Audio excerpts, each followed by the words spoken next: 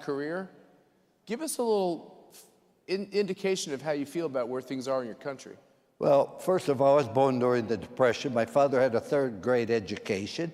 I was born in a cellar by Dr. McGraw, not in a hospital. We had one bedroom for my sister, myself, and my parents. A kitchen, half bath. Half bath did not have a tub, a shower, sink.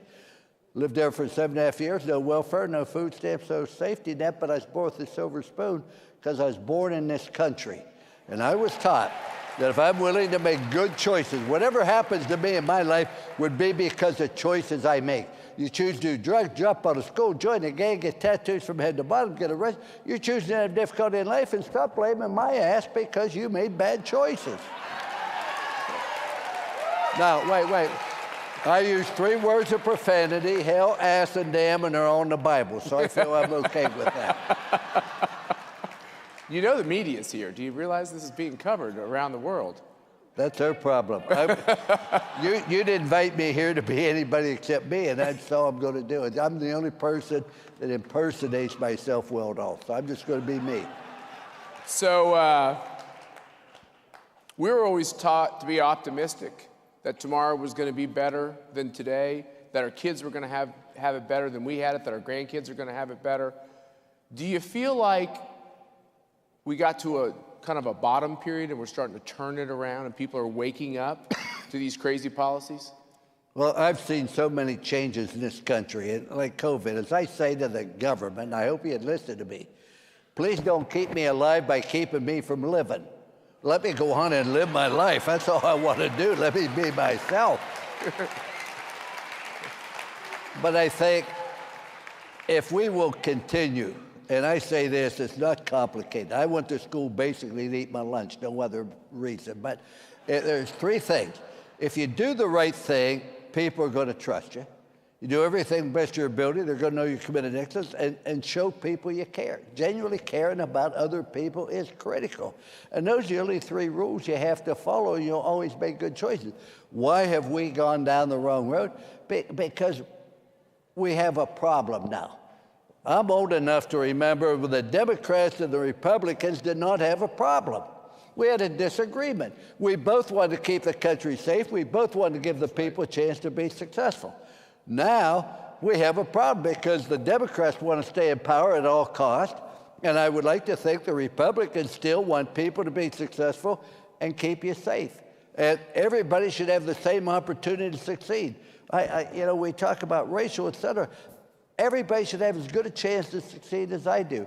When I heard a lady on TV say, my 6-year-old daughter came home and said, Mom, am I evil because I'm white?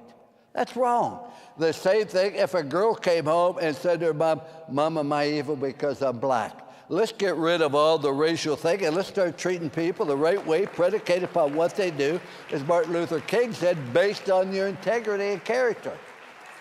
How did it happen that coaches, teachers, cops, the military, all these people that have these critical jobs and keeping us safe and keeping society safe, how did they get to be the bad guys in the eyes of all these people that are pushing this kind of socialist dogma on everyone? Well, it's just the one thing I was taught at home and reinforced in the school, and my parents hammered this home, I should have respect for elders, for my parents, for teachers, for policemen, and that respect would be reinforced in the schools. It's not any longer. We have an obligation. You can't respect somebody else if you don't have respect for yourself. When people don't have respect for themselves, they're going to bitch and moan about everybody and try to change everything without any real consensus. What made this country great was accountability. And this country is super, but there's no guarantee you'll succeed. You should have a guarantee to have an opportunity to succeed or fail, but whether you're going to do it or not is going to be because your decisions you make and not because some government decides you should win and you should lose. That's not right. That's right. So when we read about your life and we hear about your life, you talked about, some people would have said you grew up in poverty. You wouldn't have probably said it at the time. No, we didn't have much. We always had plenty to eat because every time I asked for seconds, my dad would say, no, you had plenty. So I always felt we were about that.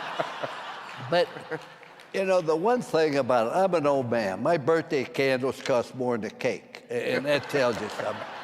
But the one thing I've learned, and I lost my wife of 59 years 2 years ago, and that's been difficult to overcome. But we're always going to have problems. We're always going to have difficulties. We're always going to have obstacles. You're never going to reach the point where you say, boy, I don't have any problems. You always have it. Life is not living without problems. Life is being able to handle the problems, and let's make sure we understand where we're going and how we're trying to get there, and let's do it the right and honest and fair way, period. But part of this also is, as much as you are a disciplined person, you make that very clear in your writings, you're a disciplined person, you try to make the right choices, you talked about making the right choices. How much of it also is that you know that God plays a role in your life as well? Well, I think the Founding Fathers said that for this country to succeed, we have to have an understanding of what's right and wrong, and the citizens have to do what's right and wrong. I came back last night and my car was stolen. It was stolen. That's not right. Now, I think they stole it because of the bumper sticker. I hope it didn't. Did it say Trump? No, the bumper sticker said, Jesus loves you. Everybody else thinks you're an asshole. But you get the thing. That's his life. It's his life. They stole my car. But you move on with it. You have to look at the situation and say, here's where I am. What are my possible opportunities to succeed? And what gives me the best chance? This country is so great when we turn loose the power of people and stop trying to intimidate everybody and judging everybody whether you're right or wrong.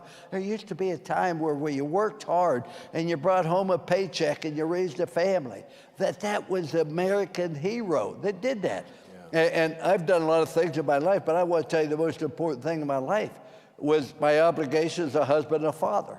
I don't care what you do in this world. If you don't succeed as a husband and father, you failed life. Let's keep our priorities the right way. You bring a child in the world, you have an obligation to prepare that child for life. That's right. That's totally right.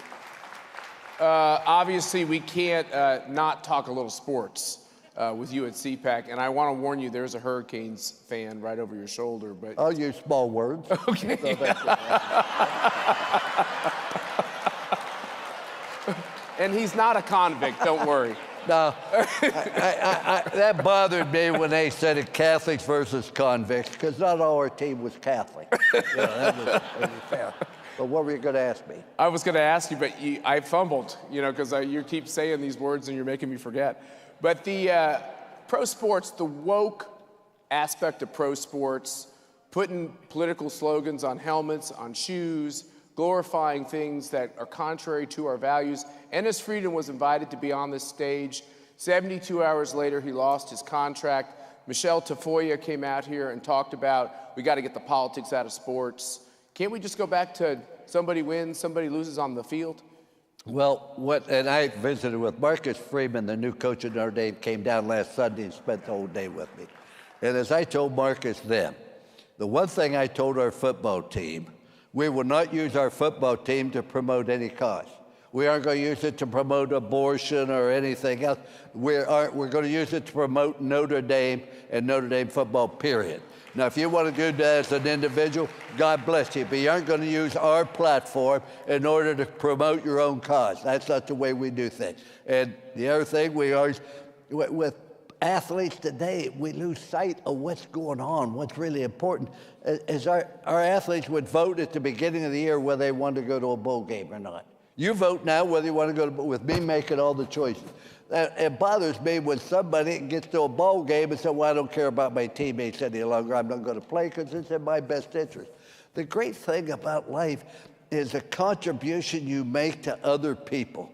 And we can't do anything in this world by ourselves, but we have to have a love and an understanding and realize that everybody has problems, everybody has difficulty, but what right does politics have to come into athletics? That's not the way it should be. Yeah, that's right.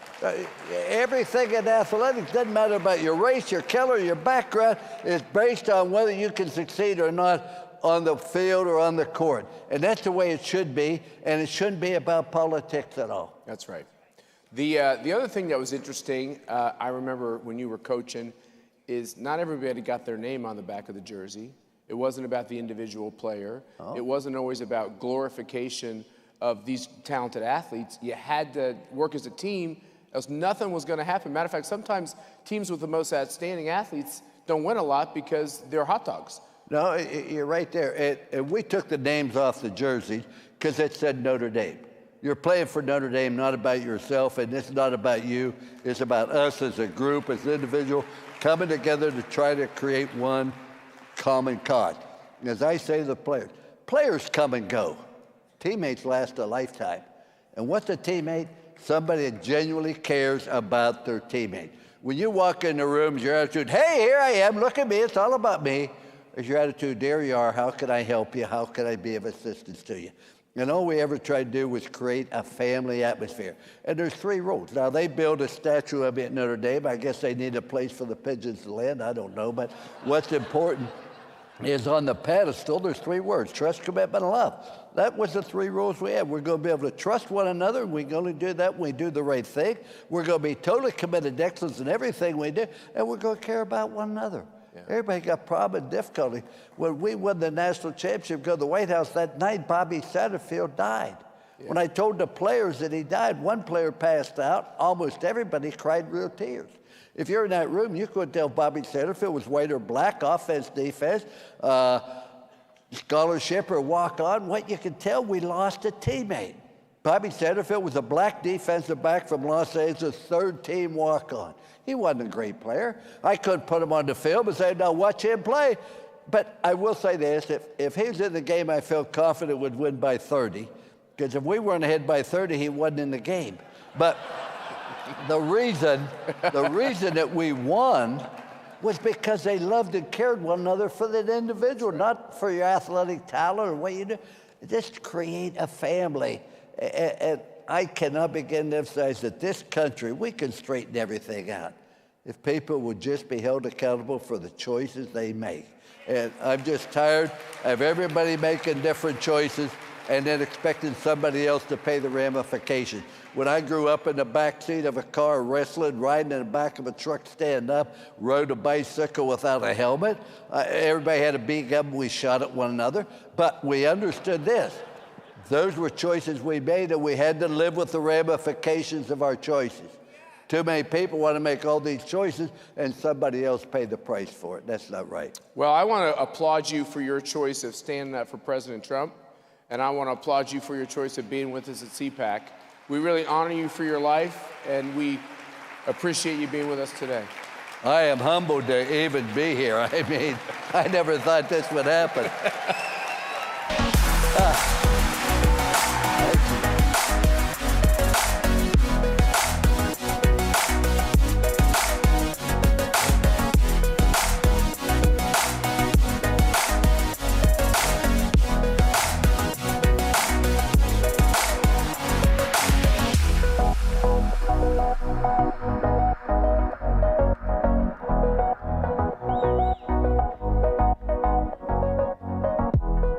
Politicians don't.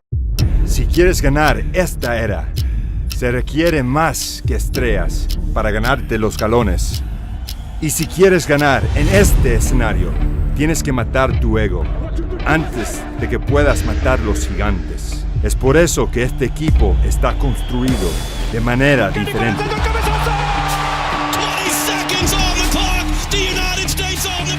Otros equipos ven un campo. Nosotros vemos un polígono de pruebas, un lugar para demostrarle al mundo que hay un mundo de diferencia entre lo que ellos piensan que podemos hacer y lo que nosotros sabemos que podemos. Estados Unidos es campeón de la Copa Oro. Una nación bajo el radar, hartos de esperar y dispuestos a trabajar. Buries it in the upper 90. Pero si realmente quieres hacer ruido y sorprender al mundo, requiere más que solo madrugadas largas. Requiere una memoria corta y una resiliencia tosca. Porque los campeones no son definidos por lo que les pasó hace 4 años, 4 partidos o 4 minutos. Se miden por cómo responden. This one back post McKinney! It's an instant response! Con el balón a sus pies y una espinita clavada. Ojos fijos en el premio, no en el pasado. Listos para jugar, listos para ser un estorbo. Físicamente implacable, mentalmente inexorable. 11 jugadores diferentes, con 11 pasados diferentes, jugando en el presente, apuntando solamente en una dirección.